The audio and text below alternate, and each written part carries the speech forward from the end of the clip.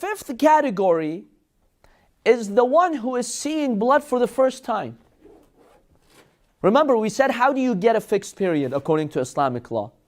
If 2 consecutive months, this person is getting the same period, then we say that this person has a fixed period.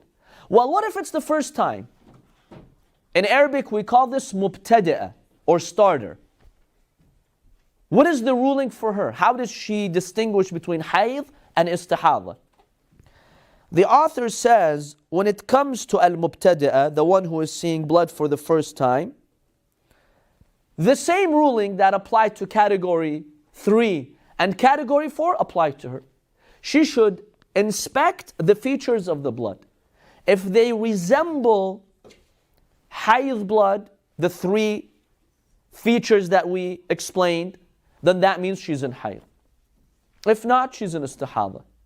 If she's not sure if this will continue for 3 days, if this is haydh or not, as a precaution, she has to combine between the 2 obligations. So these are the 5 main categories that we have.